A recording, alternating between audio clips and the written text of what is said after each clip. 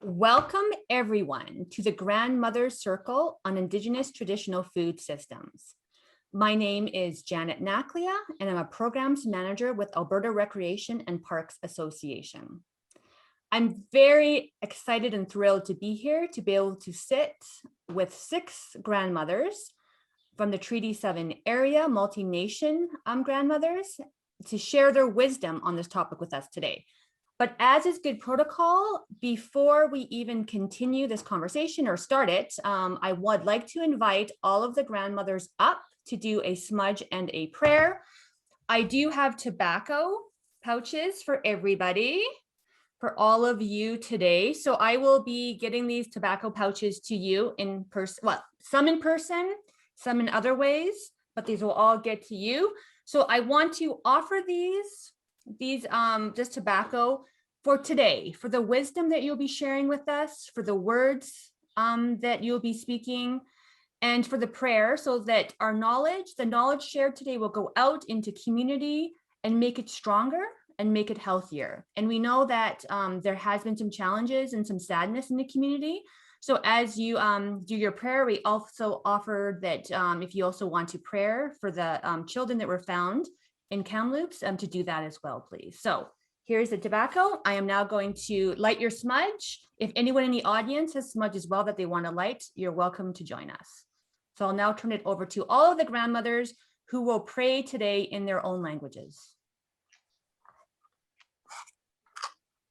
Ayo istipata piupa, ayo na pinatusi, ayo kipitaki wa kukumiki soma, ayo ipisoak spachti pisoaksa, ayo wanak natu itapiuak, o kensit nitatuak taksanamisti, ayo kimatkana ikatsimatko ano katsikakis. I don't know what was the nature of I Kimato Kinana is from Kinana. Reading cookies, you know, have one touch that do not need. No, that cookies to any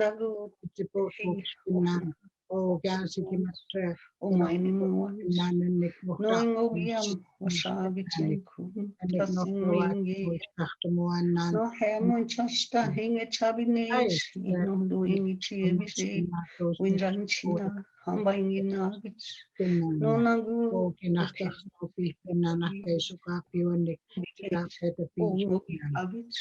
Ngogia maka ushin abihna tugala pagayam no hem chastani amin dukin yakubiki no ngafnishtani sinchi no ngafnistin ngahambado ninsuha no tugala pagayam tine ye amba donai wakubias no da Ingu honi mihna, ngitinabi, ngitojapo. No hamun chasta hechabizi, ino ustinchina, dainchina. No ndina, ichapashia, umaniminchi, achigis. No ne omni heja, uksaumingeni, umhagia wasabi chanchaku. No togapagi yamitini, niengichia. I almost got Spomo Salmons Cox a Kimmy South at our better people away. And Nikasukoka is our Akawato eat a Piwa Sia. Espomo Sao Kimato Sawa is the better Piopa, O Kiakitsu Kuwawai. And Nikahox is Satomia when they put it up better people away. I is the better Piopa Spomo Kinana, no, and it's it gonna opis pinan and noxacum and nakaneta piwak. Nagohaneta motakta pinan nagokane eat a kinawa katu pinan and nickney pet piwasinik. Oh, kinik nakatsita ita no cheese pinani tamuta cheese pinano. Canes for mokin nana. Isto one kitayak smoke pinan, kisto one. Kita hook pinan and nikanesuka be can nakta better piece pinan. Hokis the better piopa, Ennika se ikayisuka kiusatupik ikayissinan satupik nisami päätöpiukseni niistä vatsamaani kamutaan.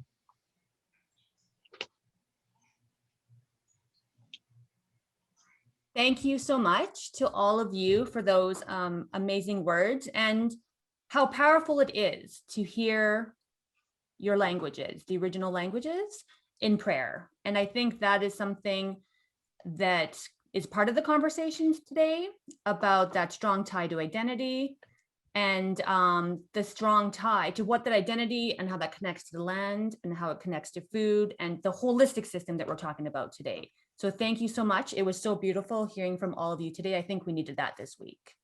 So we're going to continue. Now, I said my name is Janet. That's the name my mom gave me. Nia Maskiki Kihu Esqueo.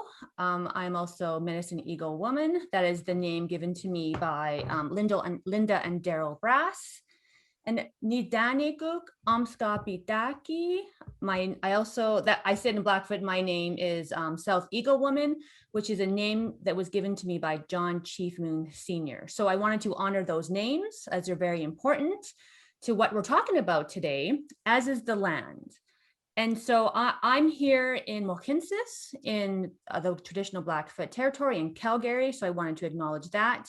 But I understand that we're from all across the province. There are people visiting us virtually from across the province. So it's so important to acknowledge the land in all those parts, because it's the geographical locations often determine identity, things like food systems, spirituality, cultural practices. It's also tied to the land that we need to acknowledge the importance of those connections. So I wanted to do that today.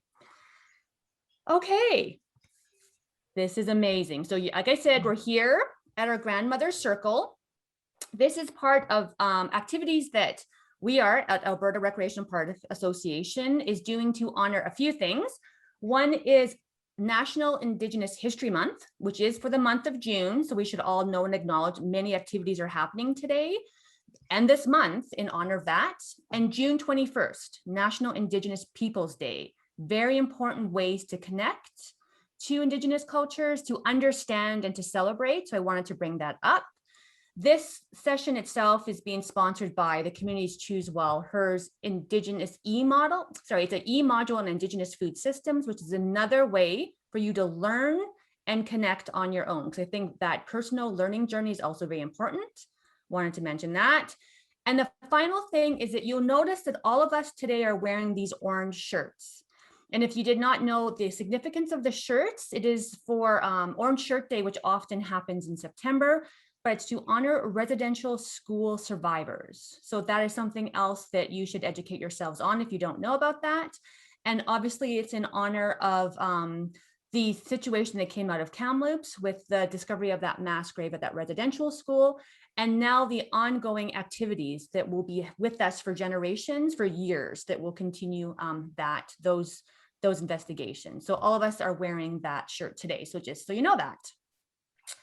Right, now on to the ladies we actually really want to hear from. So what we're gonna do, we're first gonna do a round of introductions from all of the grandmothers.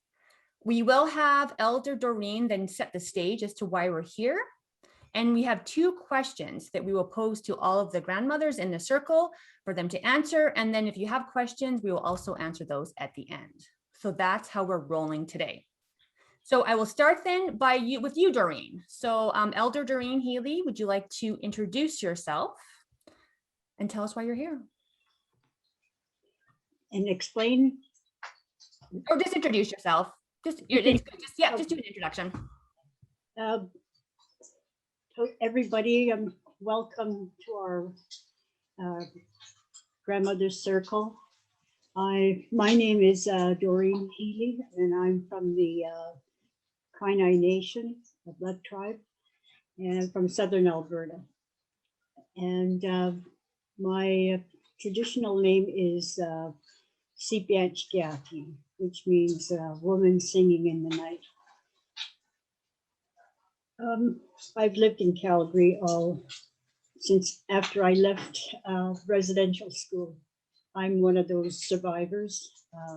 I was taken from my family at age 5 and didn't see them until I was about 12 years old. And that's when they started to allow us to go home at Christmas and Easter and summer holidays. And I came to Calgary, I was about 17, and Calgary's been my home. I have a son and 2 daughters. I lost my son in February, Emery. And I have my 2 daughters, Deanne and Heather, and 4 beautiful granddaughters, Laura, Madison, Isa, and Kennedy. And I'm so glad that we were able to get this session. And I just want to thank the grandmothers for joining us. Thank you. Thank you so much for that. That was a beautiful introduction, Doreen. And so Vinnia, I'll go to you next.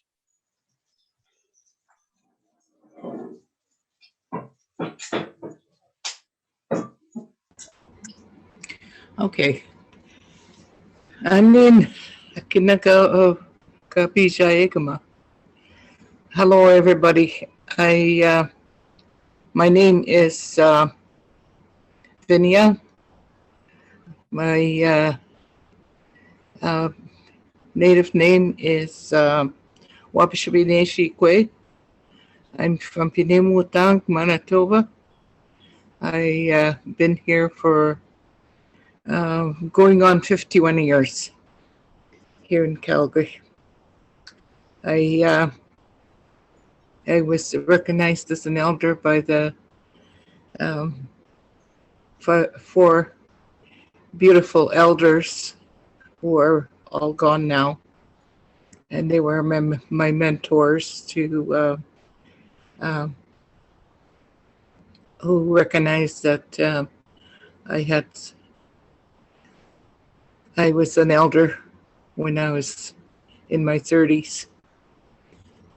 So I have been involved in the Native community here in the city, and sometimes if I go out in the community that I am also recognized, and have people come and ask me talk to me about their life and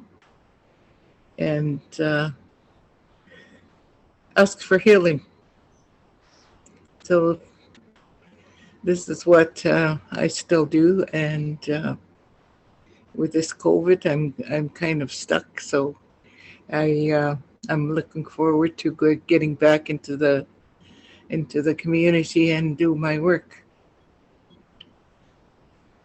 Miigwech. Thank you so much, Vinnia. We're also all excited for all of the grandmothers to be able to do their work again soon. So thank you for that. Alice, you are now up, and Violet will have you speak after Alice. So Alice, if you could introduce yourself.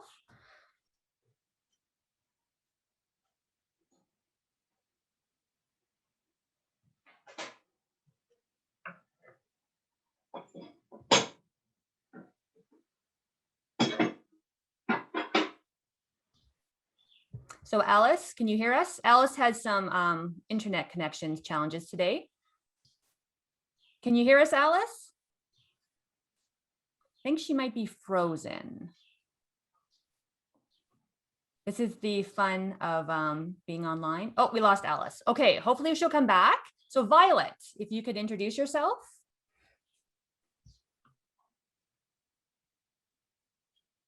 You're muted still, Violet. Oh, for heaven's sakes. Anyway, hello, everyone. Nice to see you. My name is Violet.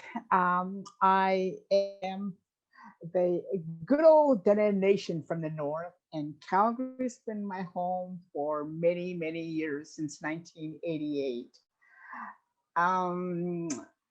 I am wearing orange shirt today. I have spent over a decade in a residential school also, so it has been quite a heavy week, heavy duty. And, I have 3 children, and 2 of them here in Calgary, 1 in Chilliwack, a grandmother of 5, and a great-grandmother of 2. And been involved with the Native organizations here in Calgary ever since I came in 1988.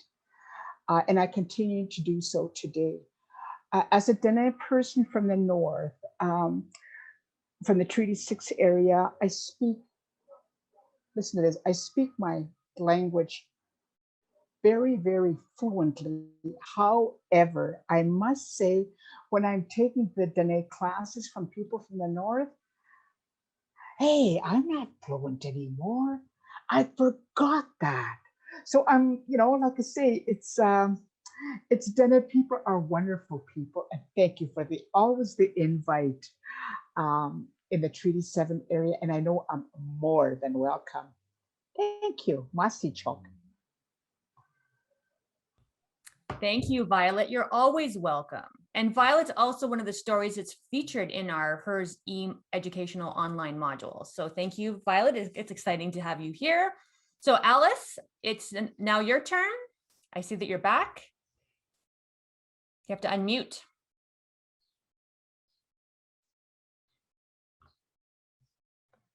There you go. Ambastits ichigiavich dagunchawa naga uyami doninangabine ane nagu unchabiko hanaraptamihis. Good day, Ambastits, to everyone in the circle. My name is Alice Kaquitts, and I'm from the Stoney Nakoda First Nations out in here in Minisni. It's called Morley, and it's a beautiful day. And my Yilska name is Yumutatamani, and the closest translation is Grizzly Walker. Is my name that was given to me, and I am a knowledge keeper, language expert, ceremonialist, but most importantly, I am a mother to two beautiful sons that I love so much, and that I have a real excellent communication with my sons. I also have 5 grandchildren from various nations. Their mothers are from various nations. And also, I'm a grandmother to my siblings' children as well. So all my siblings and my relatives out in the community, I'm a grandmother to them as well. Yes. Thank you so much for that, Alice. And I appreciate the complexity of being a grandmother and of being an elder. So thank you so much for that. So Shirlee, you will go next, and then we'll have Karli after you, Shirlee. So you have to unmute, Shirlee.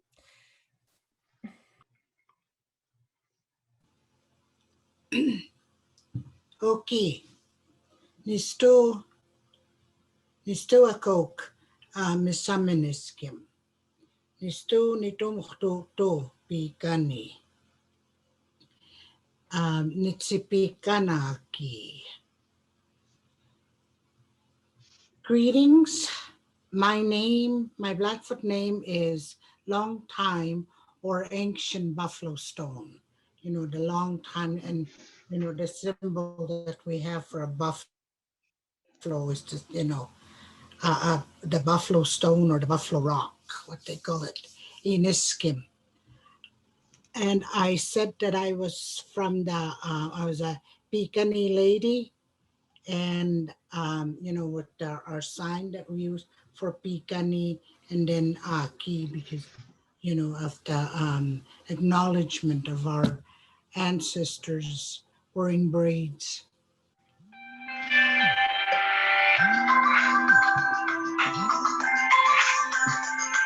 that me? Uh-oh. No, you're good. Sorry, keep going. Because I have my phone right here. It said, oh, I don't need that. Anyway, my English name is Shirlee Crowshoe, and I'm, like I said, I'm from the Piikani Nation. I have 2 children, and they're twins, a boy and a girl, and they're 42 years old. I have 5 grandchildren.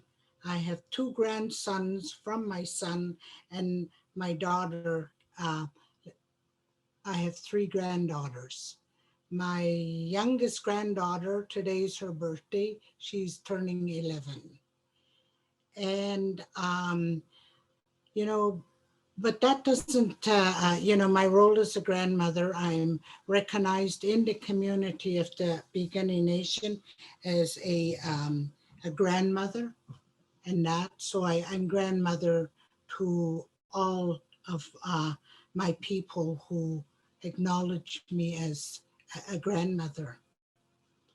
And I have been with the organization for number of years that we have all, you know, I met most of you and that. I do a lot of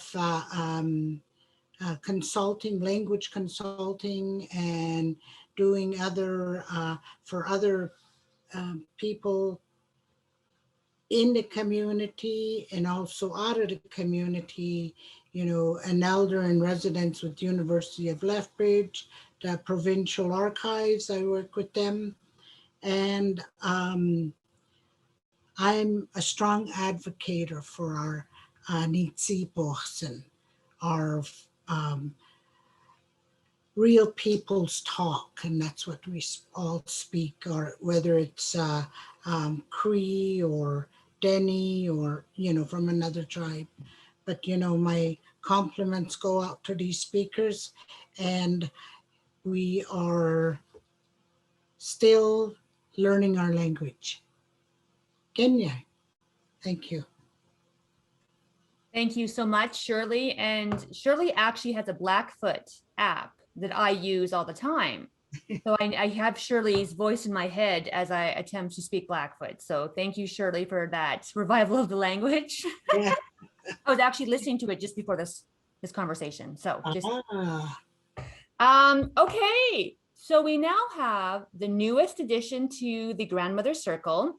And I think it's really exciting and also important to understand within certain contexts, within a Blackfoot context, elders, they are different aged, and it's about the knowledge they hold and access to ceremony. So we also have younger elders, up and coming elders. And today we have one of those with us. So Karli, would you like to introduce yourself? And we welcome you to your first ever Grandmother Circle. Hello, okay, I'm excited to be here today. Like Janet said, I'm not a grandmother yet, but I am a mother, and I'm a granddaughter, and I'm a daughter. So one day I will be a grandmother. I guess this is my practice right now.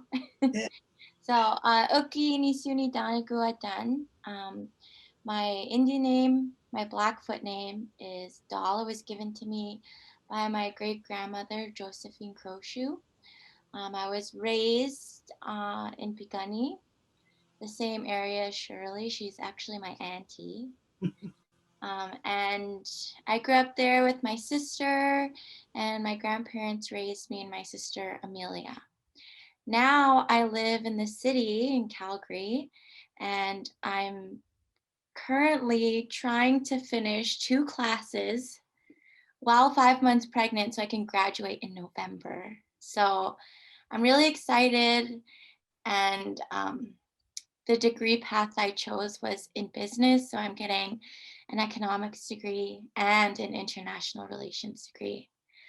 I know we're not doing fun facts, but fun fact about me is I am fluent in French, and my grandfather calls me the infiltrator. So hello.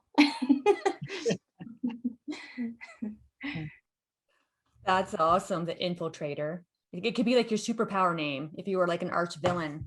or working for good. I don't know, one of them. So thank you, Karli. Okay, thank you, everyone. It's good to know who's in the room. So I'll now turn this over to you, Doreen, to set the stage, and then I'll ask everyone their first question. So Doreen, why are we here? How did we get here today? Geez, I don't know. Just kidding. Thanks. And it's so nice to have all the grandmothers here. Thank you for participating. I saw a need, how we could share some of the wisdom and all the knowledge our grandmothers had. So our young, initially I was thinking about the young women in Calgary and how we could reach out to them and share the valuable information our grandmothers had to share with them, to give them some ideas or skills how to look after themselves, to learn more about their culture, and just anything that they needed to learn about our culture. Because a lot of times when we're in the city, we don't have that luxury of being exposed to cultural ceremonies and elders who hold these ceremonies and have all this wisdom for their teachings. So I had this idea that I wanted to start a grandmother's circle, but wasn't quite sure how. So that's when I reached out to Janet and told her about the idea, and thank God she took the idea and she ran with it. And here we are today on our third webinar. And she's just amazing. She's like that little miracle worker. You give her an idea and she's off and running and it happens. She makes things happen. Mm-hmm. When we talk about the teachings, they're very important and very distinct and beautiful teachings. And it's not just geared for Indigenous people. It's for anyone who wants to learn about our culture. It's both men, women, Indigenous or non-Indigenous. So we want to share as much of educate as many people about our Indigenous culture, and so they get a better understanding about who we are, what we've gone through, and what we can contribute to society. We're not a burden, which a lot of times the non-native people think we are. We have such valuable Indigenous people who can make wonderful contributions. So I'm going to leave it at that, and I'm just going to say thank you so much to all the grandmothers that have agreed to share their knowledge and their wisdom for today. Thank you so much. I really, really appreciate it. I learn every time I go into a meeting with these beautiful women. I learn so much. So thank you from the bottom of my heart. Thank you. Thank you, Doreen. That was beautiful and perfect. A perfect introduction to what we're going to be talking about. So today we do have a specific topic, and it's on traditional foods and medicine. And partly this is because of our module that we have on food and medicine. So I'm asked, and the connection to land. So I'm asking all of the grandmothers, question number 1, why is it important to honor traditional foods and medicines? So Vinnia, I'll start with you, and then Violet, you will be after Vinnia. So why is it important to honor traditional foods and medicines? I think it's very important to be able to celebrate our foods. things that we grew up with. One of the things I find very difficult to do that in the urban area is finding elk meat, moose meat, deer meat, whitefish, rabbit, and duck. There used to be a store called Woodward's here in the city when I first moved in 1968. And it's since then it's closed. We used to be able to buy rabbit. And you could imagine how my children loved to be able to experiment that at least once every 2 weeks to have rabbit stew. So when I was young, we learned how to fish. We set out the fish nets and learn how to snare rabbits so that we were self-sufficient, so that we didn't have to depend on anyone just in case anything happened to us, to our parents, that we were able to survive. And maybe I should explain that where I come from, it's in northern Manitoba. The only way you could get into that community before was a small, narrow road. It was just a single lane, and by train. So that's how we had our food bought in. So we were not exposed to all the food that we have now.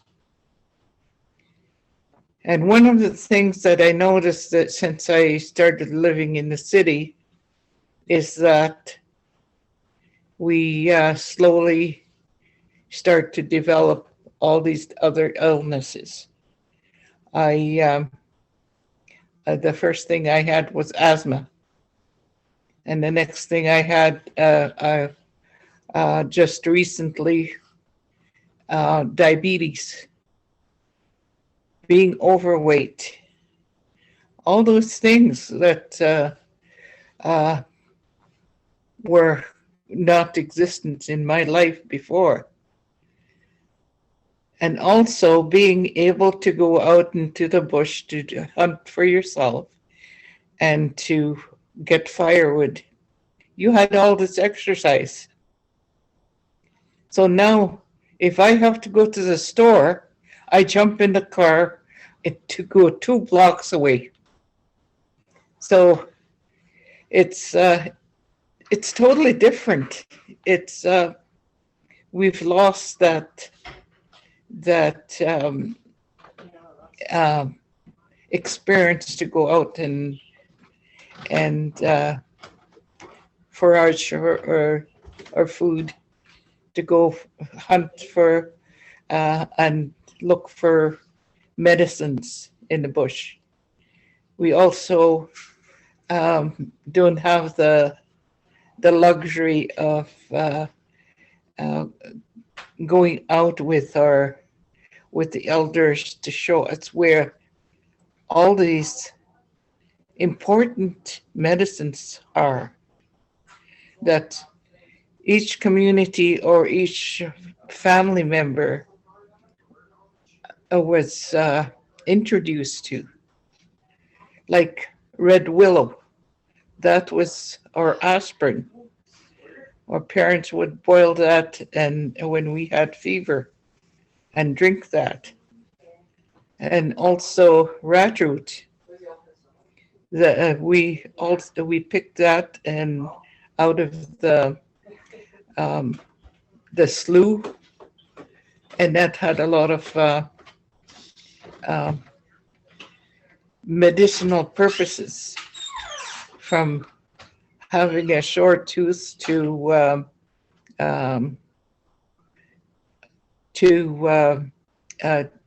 getting rid of other illnesses. So it's we don't have that luxury anymore. So I think what we need to ask now is there going to be a person or a family that's going to provide us with a meat market where we can buy our food from, or traditional food? So I'm putting that out there right now so that if someone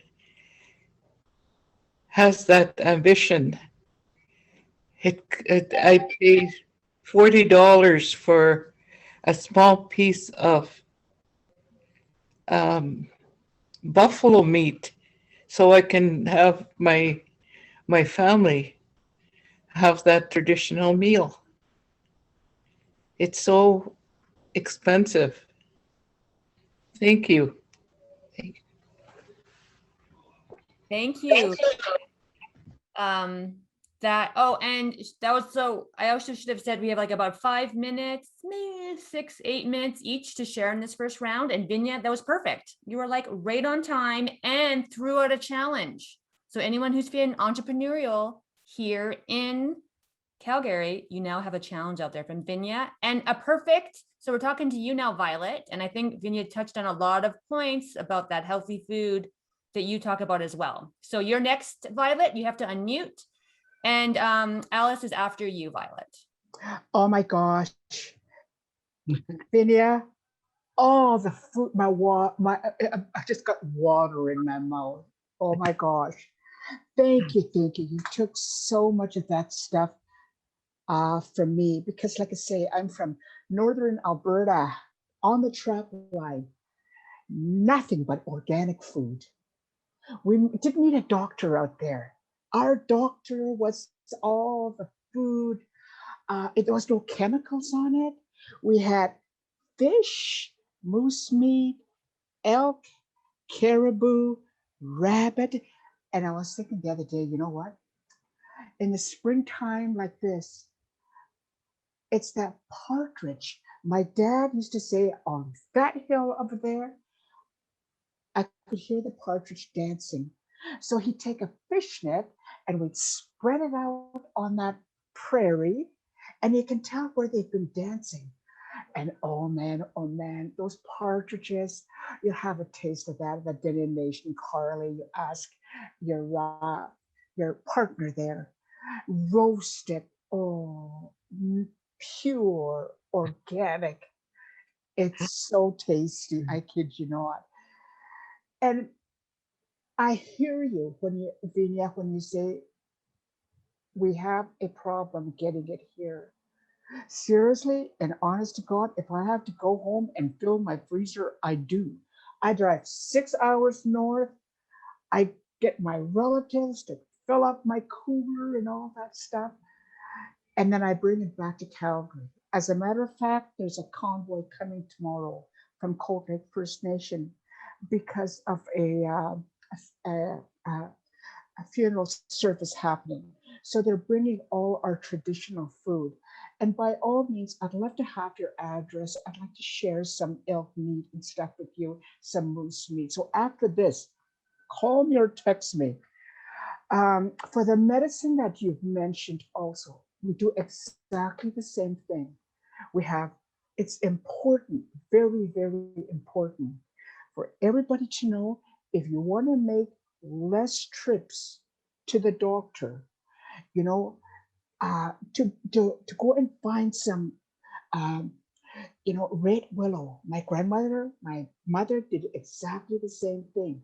The aspirin and the boiling of the juice from that red willow. And I also have the sap, or the springtime, like now. Go out, Kananaskis, bring your knife, scrape that tree sap. That's excellent, pure medicine. Oh, and it's so good.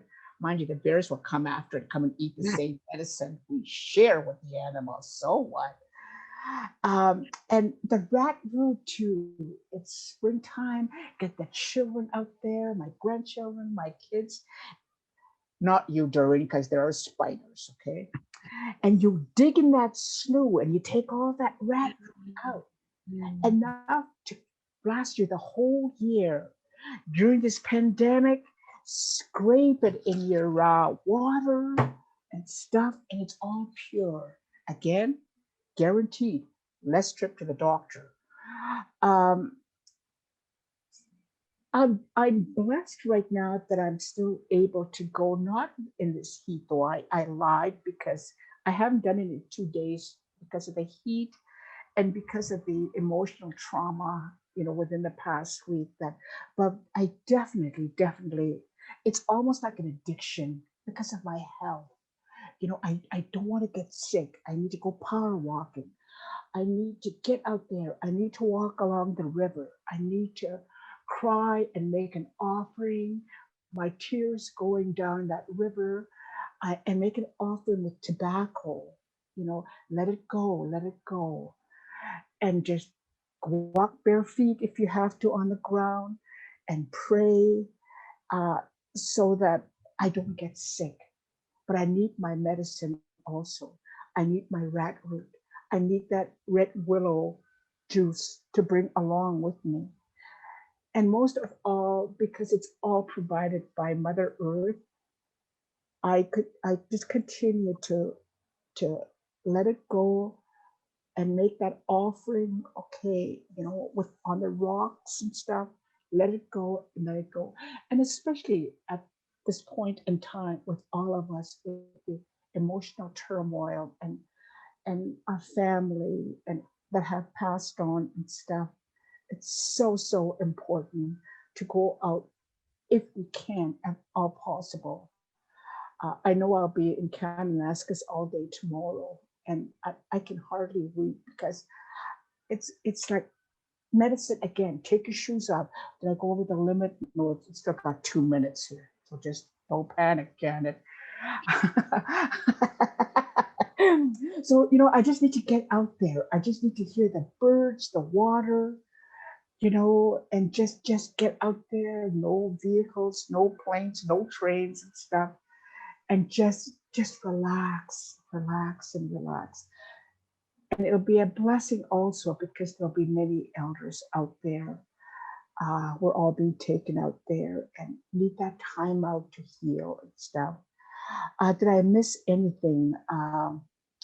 I don't think so. I think I've mentioned all the wonderful partridge and ducks and soup and elk and oh, somebody ever gives you a bone like a steak or something from moose meat or elk, don't throw it away.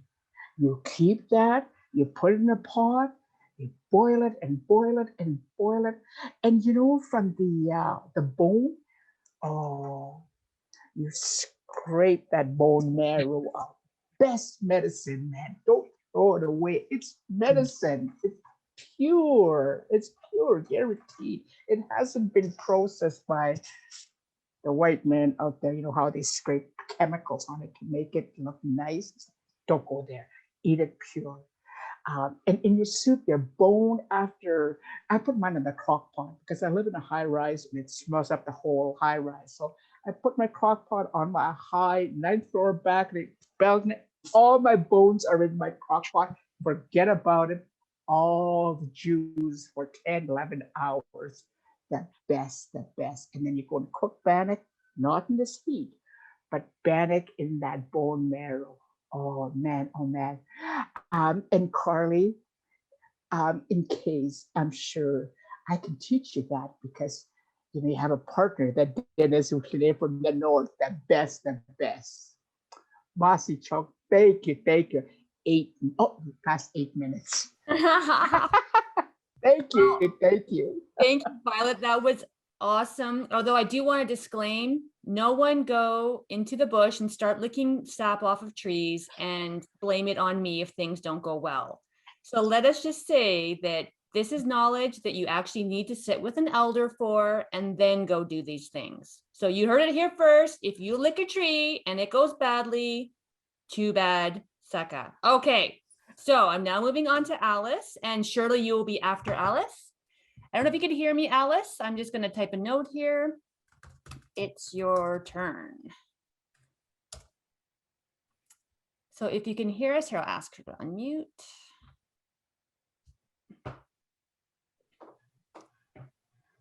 Oh, I think I see you, Alice. There you are. So, first of all, Janet, I want to welcome. I want to say thank you and welcome all those participants to this grandmother circle. I want to share why it's very important to return to our traditional Indigenous roots in medicine.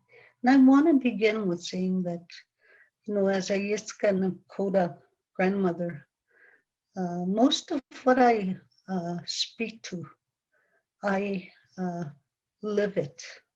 It's firsthand experience for me. It's something that I practice. It's part of who I am. And when you look at our history and our culture as Yiska people,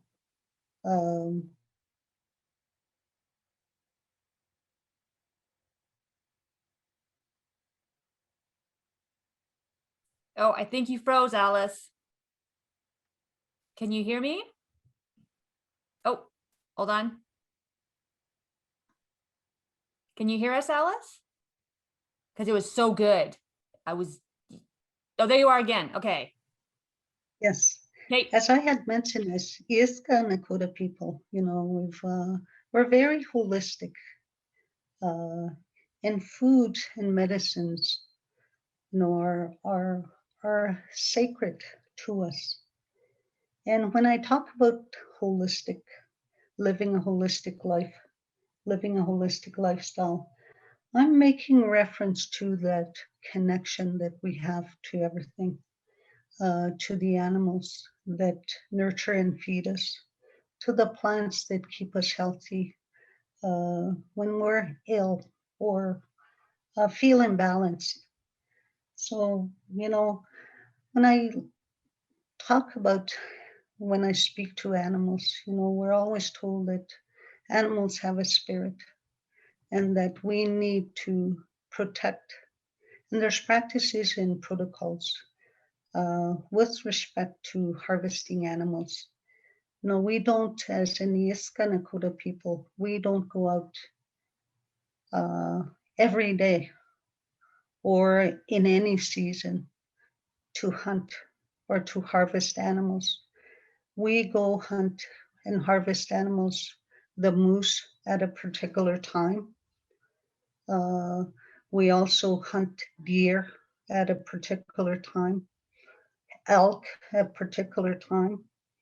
And then fishing, we just don't go out and fish as well. You know, there's particular seasons that these animals are harvested, as well as plants. And also, our foods, our connection to the land, you know, connects us to everything. You know, part of our cultural teachings and practices around these topics, you know, are taken very seriously, and we're taught through these cultural practices and land-based teachings on how to harvest food, you know, when to harvest food, when not to harvest. And that's something that I really emphasize, because a lot of times, you know, you might get elk meat at this time, especially now this spring. We don't harvest animals in the spring. And so, you know, I want to emphasize that as well. And our practices and protocols on how we handle those harvests, those sacred beings that are nurturing our bodies, our minds, our spirits. You know, those protocols are always in place when you harvest an animal as well. And then in the summer as well, harvesting our berries. There's particular seasons that we harvest as well. And also as Ithka people, we only take from the land what we need. We don't stock up in excess. We only take what we need. And that's to show our respect and gratitude and honor those animals, those beings that nurture our bodies and keep us healthy. And it's, and it's through our food as well that we are able to maintain our languages, because seasonal languages are very important, just as everything is in our culture. And that's how, we really also emphasize the language component in as a way as retaining who you are, your identity as well, and the importance of retaining that. And then in terms of medicine, medicine is something in our Ithka culture that only certain people practice that, and they're handed down from generation to generation. And there are practices, really strict practices and protocols. Say for a doctor spends years practicing medicine. And in our culture, in our Ithka culture, we do that. We just don't go out and say, oh, this medicine, I'm gonna pick it off a tree, without following those practices and protocols of handling medicine. There's only certain people, certain families that can practice that. And our medicines, we as Ithka people, we get our medicines from all 4 directions as well. And into BC, we go out there and we harvest our medicines as well. So everything in our lives, in our Ithka lives, is sacred. It's that sacred connection you have, is the center of our being. And that connects us to the land, to the environment, to the animals. And, today we still practice, what we're taught. And we're able to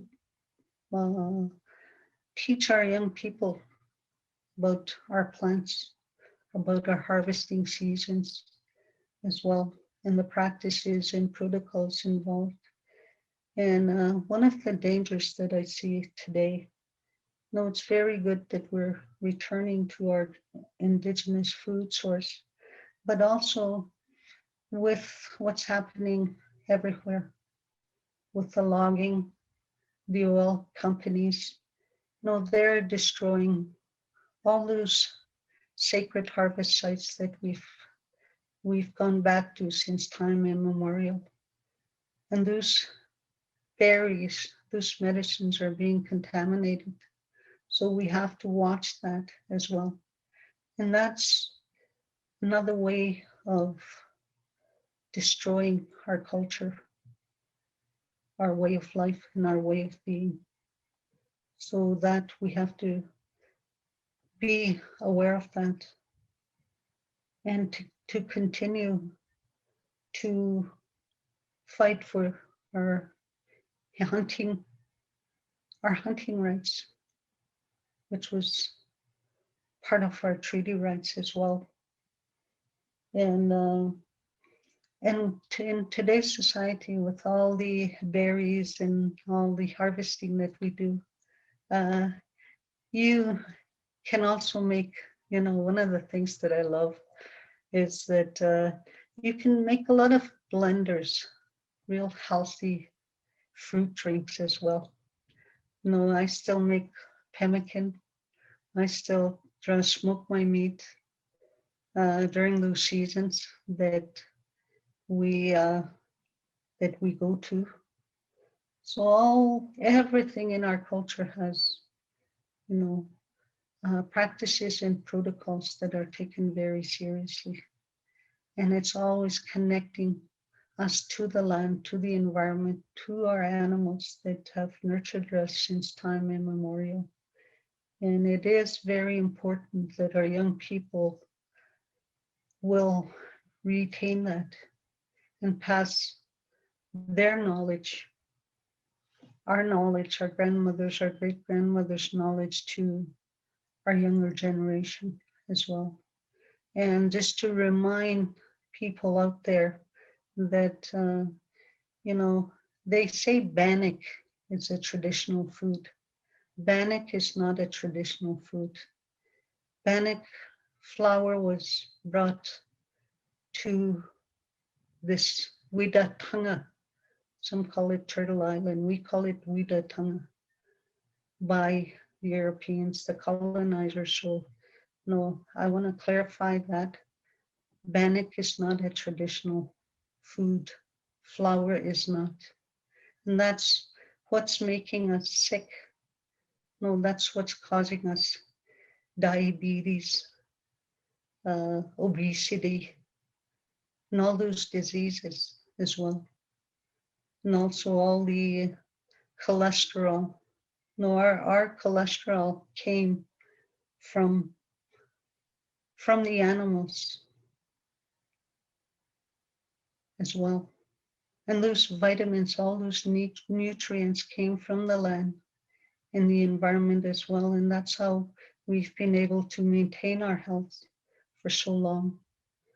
And so it's very important that we teach our young people about our traditional foods and our traditional way of being.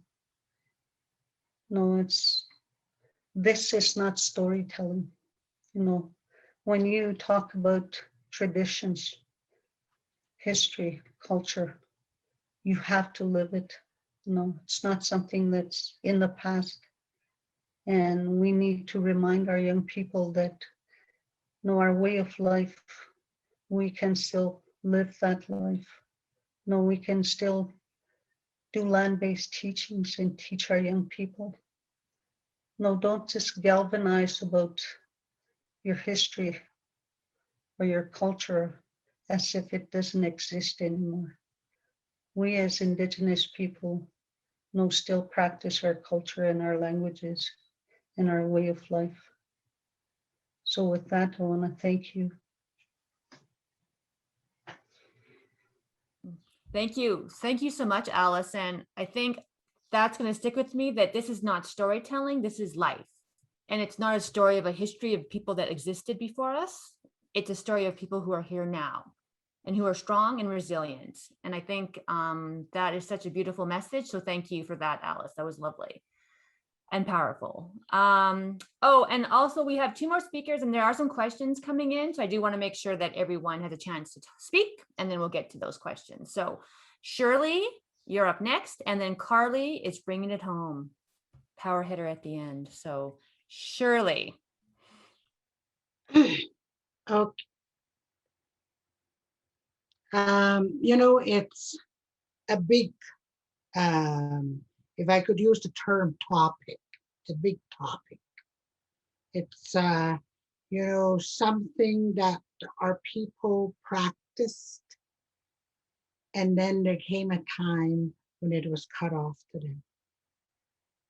There's a term out there, which makes reference to what they call the medicine chest clause. Anyway, so, just thinking in that sense, we had that restriction.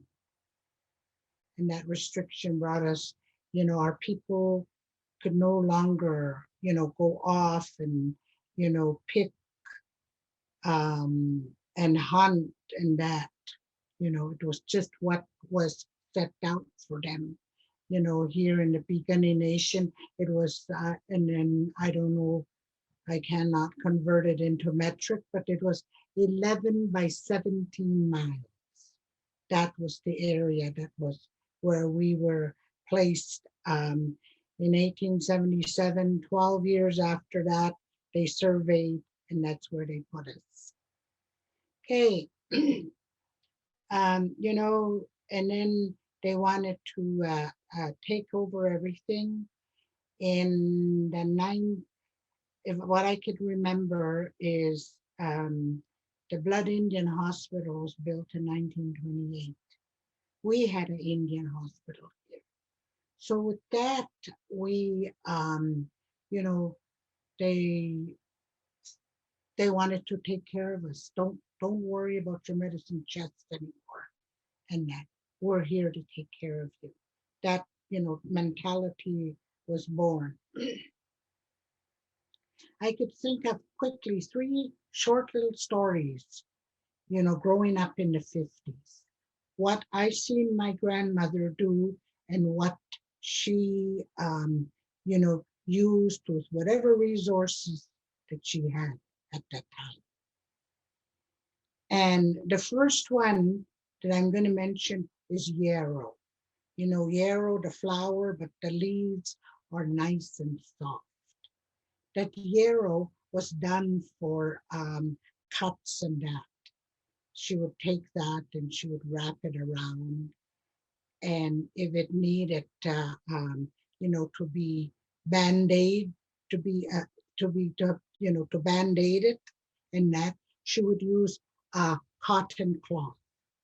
She'd always have somewhere, she'd have a cotton cloth where she'd rip off a strip and she'll wrap it. And that's how she, you know, helped you with that, you know, that cut. The other one, along with that cut, she made her own using flour, you know, the white flour, and that flour mixture. She would take the flour and she would put it in a frying pan, and she would, I guess, what would be, you know, she'll kind of bake it. She'll bake it till it becomes, you know, dark, you know, almost like brown. And then she'll take that, and because they did not always have access to marrow oil or marrow fat, they didn't have that. She would use tender flake lard. She would melt that lard and she would mix it in with her flour that she had browned, and that, and you know, that became all a poultice and that. So she'll take that and she would, you know, if you had a mosquito bite or something that was, you know, getting infected, she'd take that and she'd rub that off. And you know, and there was no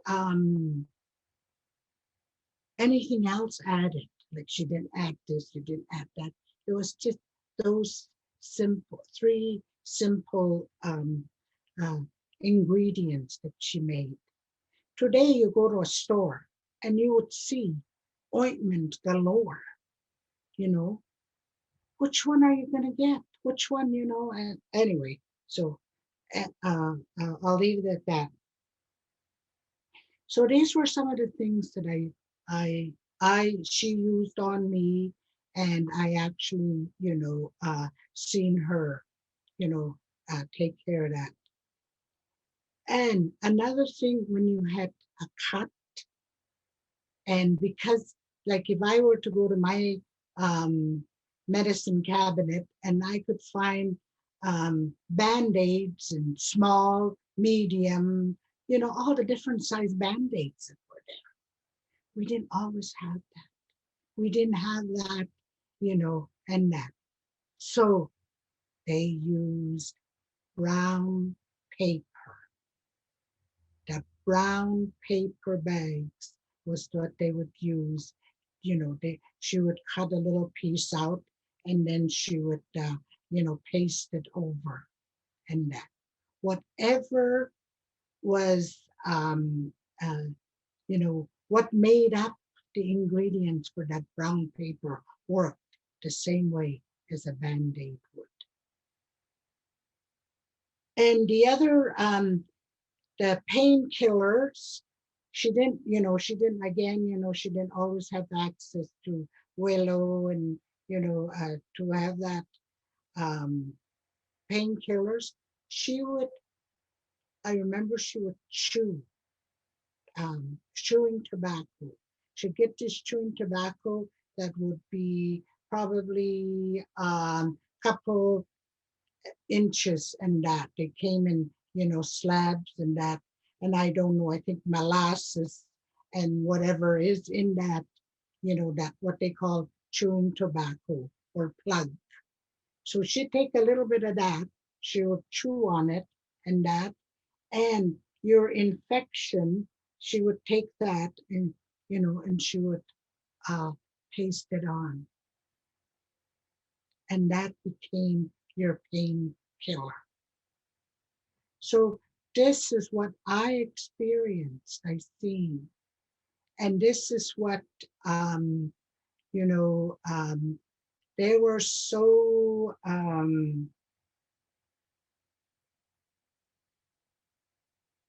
they would see something, and that something that's new, they would see it and they would look at it and they would say, okay, how could I use it? How could I, that will make my, life easier? How could it help me? How could I best utilize that? So it was something that their mind were always, going. And I remember Saskatoons. Saskatoons were not only like what you see today. You get what I'm calling a Saskatoon pudding, where you mix your berries and that, and you add your sugar and your thickening agent and that, so it becomes that. When the Saskatoons first would ripen, grandmother would pick them and she would bring them home, and then, she'd clean them off and that, and she'd have her frying pan where she had oil in there, and she'd spill them in there and she would fry them up. And then, that's where she had her pan of bannock that she would make, and that's how we would eat the Saskatoon berries. These are the fresh ones. And then she would dry them, or she would, today we are privileged that we pick, we clean, and we throw them in the freezer and that. But, she had that, we didn't always, in the 50s, we were just finally, a few people were able to get a TV, and then came the refrigerator, and that we didn't always have access. They had their methods of digging, in the ground and cooling, some of the stuff that they had. They would, dig in the ground and put a box in there, and that's where how they would store some of their stuff that they had. So I guess with that, it's, that just gets me to think, and what I noticed about the plant yarrow, when it comes and it blooms and it has that, the leaf and that, now you can have that almost to, into probably the fall time. You can still go pick yarrow and you can still find, the leaf. So that, that's a lengthy process, that is accessible, the plant that they would use. It is something that we have, we go off and we follow our older people and that, and you can go and say, okay, here's the yarrow, this is what it's used for, and and identify it. And that you can go, the Saskatoon bushes, the bark on that has many purposes too. The other one, you could use the the shoots and that of the Saskatoons to make like your um, uh, buttons you use in your teepee. That's just an example and that of the usage. A lot of our plants, had many usages that you know that would uh, that they knew and that we would see in that. My mother had her own herbs and that she used, and one of them was using the choke cherry bark and that, and she would use that to make a her own brew, which she never transferred it to us, and we don't really know how what ingredients all went into her brew, but that was what she would use for a stomach you know, stomach pains and that, and so those are just a few that I could remember now of what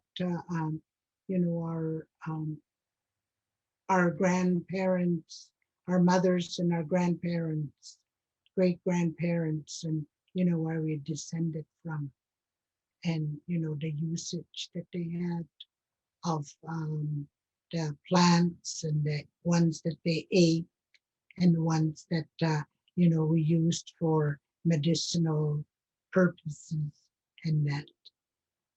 Thank you. Thank you so much, Shirley, for that. That was it something made something pop into my head, and it's a perfect transition to Karli, because there's that assumption. We know, most of us know about colonization and government practices and how they banned cultural activities, they banned spiritual activities. The reserves were often on land that was unfavorable, outside often in traditional lands and territories. And so all of these things disrupted the food systems as well. So I really appreciate that, Shirley. And also, so moving on to Karli, I do have a picture to share of Karli, with her permission, of course. And one of the things that makes Karli exceptional is that she is also a ceremonialist for a Blackfoot tea dance. And I'll let Karli talk a bit about it, but it's also one of those cultural practices, if people don't know this, where spirituality and cultural practices were banned by the government. And so those things that, as tied Al said, to the land and to food, those things had to be practiced in secret and then passed on. And so Karli is one of those young elders who have taken up those practices. And so, and through her grandfather, Reg, and grandmother, Rose Crowshoe. So I'm just gonna show this picture because it's lovely, just so see you in action, Karli, and then I will pass it over to you. So this is a tea dance that we did on Parks a few years ago, 2018.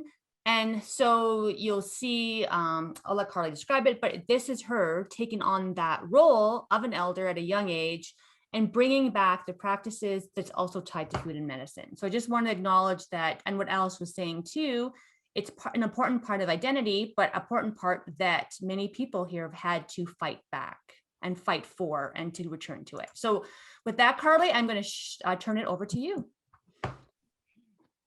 Thanks, Janet. Thanks, everyone.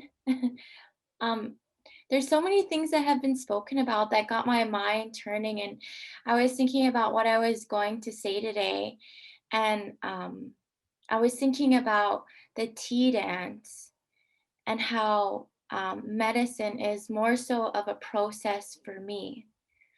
And for me, there's a lot of confusion for people, especially when you're first getting to know your culture and your traditions and wanting to immerse yourself in them.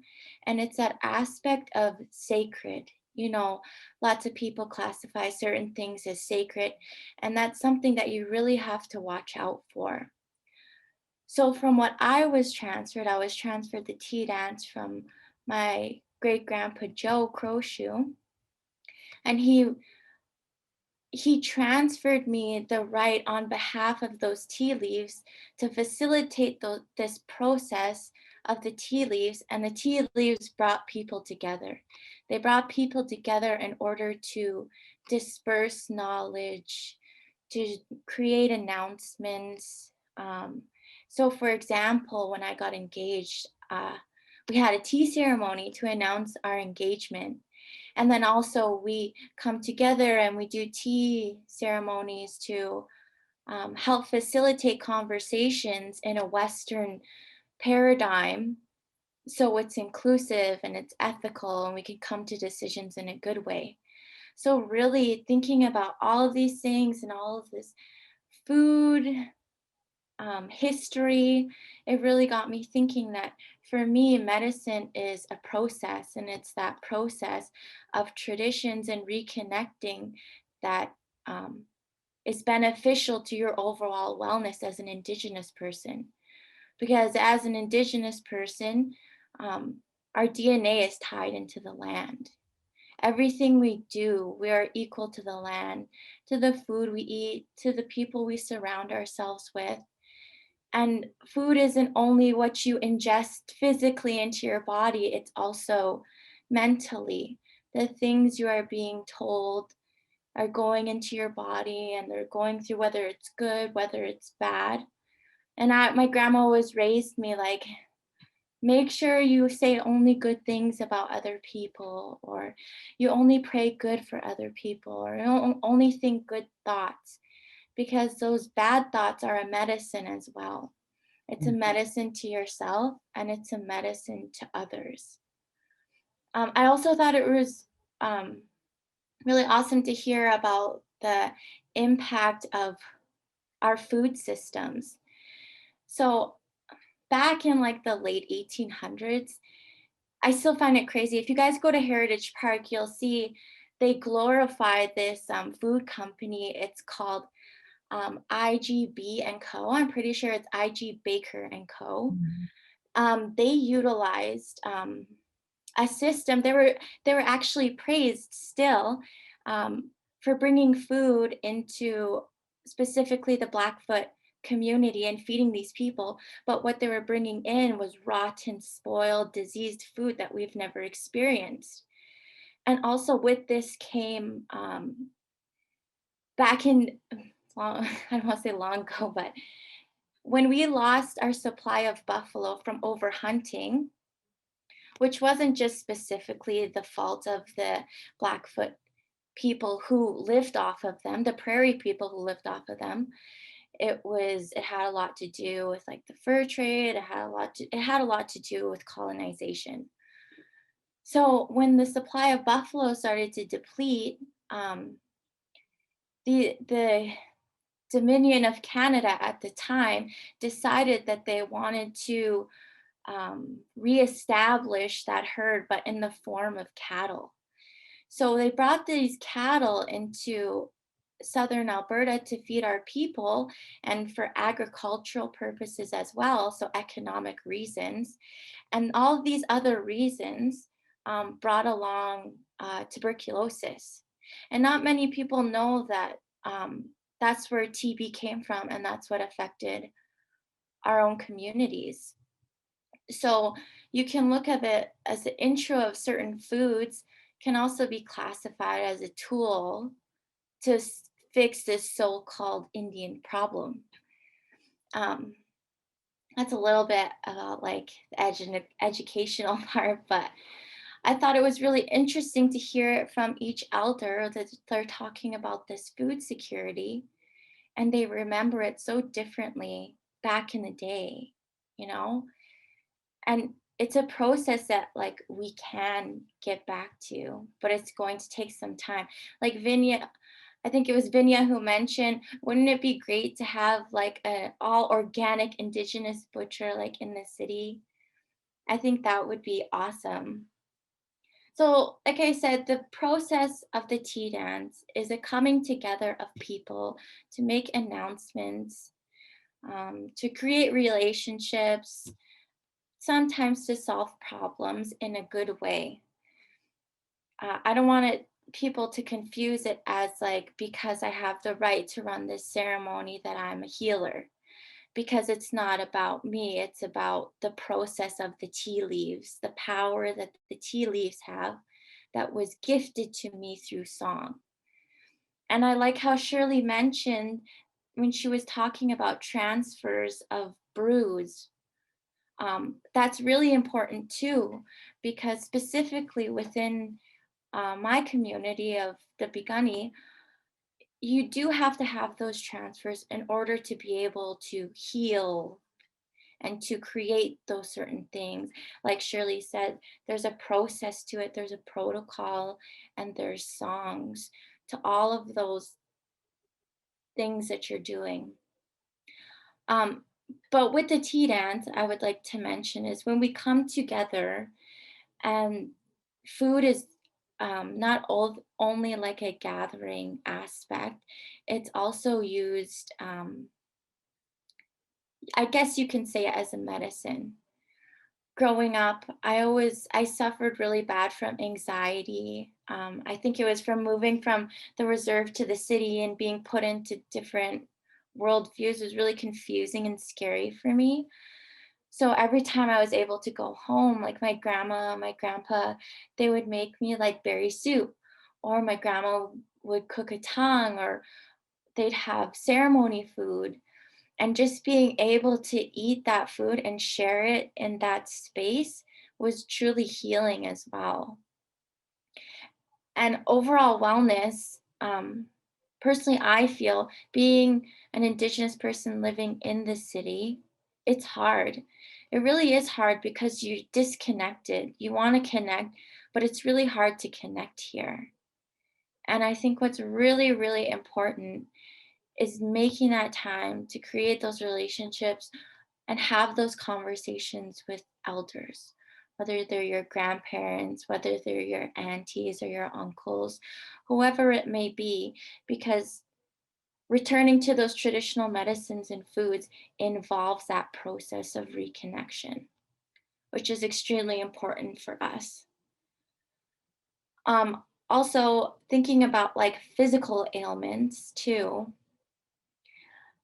So like ingesting the food that I get at, let's say like a pipe dance or at a tea ceremony or whatever it may be, it does give you this, I don't know how to explain it, but it gives you that, for lack of better terms, that like motivation to keep going, you know? And when I was a teenager, I had really bad like psoriasis. And my grandma, she would do the same. She would rub like bear grease like all over my body.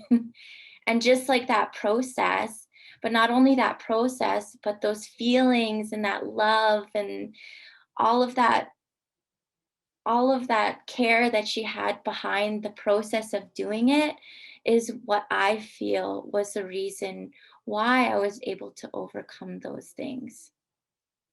So I think it's really important in being able to remember that wellness, overall wellness, is not only food you ingest, and it's not only like the words you hear, it's everything that you put into your body, mentally, physically, emotionally. And especially right now, I find it hard, being pregnant during COVID and a pandemic, that I'm being aware of those things that I am taking in my daily life, that the worries that I have, the fears that I have, the food I'm ingesting, I make sure that everything that I put in there is in a good way. And if I have a problem or if I have an anxiety that arises, I make sure to go back to that smudge and go back to that prayer, you know, because having that connection is what really is the key to the whole, is the key to wellness, especially for us as Indigenous people, as women too. So I think I said everything I needed to say in a very short amount of time. That was amazing. So thank you so much for those insights, Karli. And again, it's interesting too, because I know at one time you said, when you look at yourself in comparison to your peers, it really shows how much your grandparents, like that traditional education, that knowledge transfer system has really affected who you are now. And then And that actually, Shirley was I joined this Nibluma Geeks when I was little, and I think I was like 8. And Shirley was an elder. She came and she would teach us like how to say a prayer. I still remember it, and like what to do when people come to the door. I still played in my mind every time someone knocked. We would practice. Someone would knock, and we would say beep. It still plays in my mind all the time. So. Yeah, thank you. Thank you. That was amazing. And so and that was that was actually a great finish. We have 4 minutes left. So there is one question that came in, and it actually is perfect for what you were talking about, Karli, and then I'll just throw this out to anyone who wants to answer it. The question was, for those who are urban, so the reality is there are a lot of urban Indigenous people in our city centers. What do you recommend, like for a town or municipality to do to help that connection to like Indigenous food systems? And we heard from Vinnia, again, who's championing the organic store. I know you said to Karli, like talk to elders, find people who might have that in advice. So any other thoughts on what can be done in this urban center to help with this challenge? Shirley? Yep, I'm asking you to unmute. You got to unmute. Okay. Final word, Shirley. You have 2 minutes. Can you do it? 2 minutes. Oh, you have to unmute. You're still muted. You were there for 1 second. All right. Well, I thought we could have, like, they're advertising about Calgary Stampede and they're going to have all those different foods and that. That's what we should try and do. We'll have the food of the Beni, we'll have the food of another tribe, the Stonies and that. So that way we could see, because I went to a horse dance in Hobima or Muscatcheese, and the food they served, was a lot different than what we're used to in Blackfoot, our Blackfoot feed out. Yeah, almost like a we cultural had- exchange through food is what you're saying. Okay, very good. I like it. I like it. All right, so we have anyone else? 1 more minute. Alice, I see you coming live. Do you have a thought? One of the things that we need to remind ourselves is that prior to colonization, we had a whole network system that connected all of us as Indigenous people. We traded amongst each other. We traded our everything amongst us Indigenous people. And that's something that we need to also get back to, is that trading network that we had established prior to colonization. And so,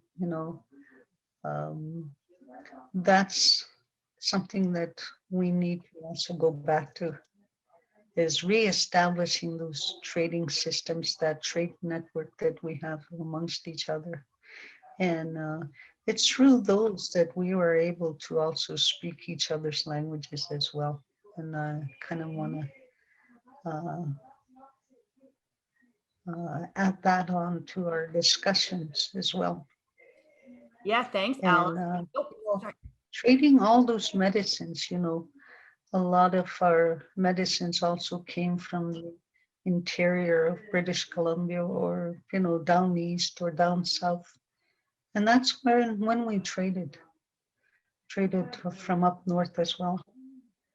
So that's something that we need to reestablish and reconnect with each other as well. We should, Thank you. we And should start our own farmers market. Well, and I was going to say, I'm going to leave the last word to you, Doreen, for pulling us together. But Alice, and I also love that idea too, because again, one of the strategies in terms of colonization was disrupting those trading routes, was right to put people on reserves, disrupt trading routes, cause conflicts between nations that didn't exist before. So when we talk about these systems, this is a huge systemic issue, that how colonization and those strategies have filtered down to these days and even affected things like food and medicine. So I really appreciate that comment, Alice. Look at, we have all these things to do. Food store, farmers market, reestablish original trading systems. Ladies, we're going to be busy. So I'm glad that you're all here with me today. And Doreen, I will leave it to you for a final word, and then we will end our discussion today. Oh, thank you.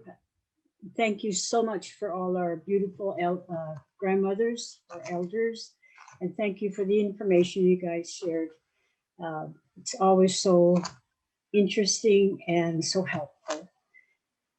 The only thing I have to leave with you guys is to take 15 minutes of your time in the morning and 15 minutes in the evening, and just go out on your grass and ground yourself barefoot on the grass.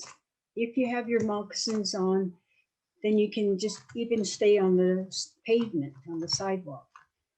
But take that 15 minutes, and that helps the whole reconnection to Mother Earth and that natural flow of energy within our bodies. We wear shoes that block that continuous flow from Mother Earth and the energies that go through our body to heal us internally. So if there's things written about, doctors are writing about how that's curing people with cancer just by that grounding. So that's the only message I'd like to leave with you. And again, thank you for listening to us on this webinar, and hopefully we'll have another one. I'll leave it with our little miracle worker, Janet. And thank you again for all the work you put into this. If it wasn't for Janet, we wouldn't be here listening to our elders. And from the bottom of my heart, I'm so grateful that you are with us, Janet. Thank you. Mm-hmm. Well, thank you so much. The pleasure and honor is mine. I think I'm the lucky one, to be honest. So thank you so much for coming here, for sharing with us. We have had some comments in the side saying thank you for your wisdom. They really appreciate all the things that you have shared. We really appreciate that. Hi. So thank you for from all of the people who have been attending. This is recorded, so there will be an opportunity for others to watch this after. This is actually part of our June 21st activities. We will share this out again, so all of you will get the link. You could send it to your communities, to your families. So the idea is to get the word out to whoever you think needs to hear these stories. So that will be happening as well. I will also be coming by all of your homes, not creepily, and dropping gifts off on your steps in a safe COVID non-stocky kind of way. So I will let you know when that happens, and those who are not near me, they will be mailed to you as well in proper protocol and honor of the stories that you have shared today. So with that, like I said, everyone is sending great messages and thank yous from the crowd. I will be in contact with you about next steps. And from my heart to yours, I really appreciate the beauty and the power of your stories. So thank you so much to our Grandmother Circle.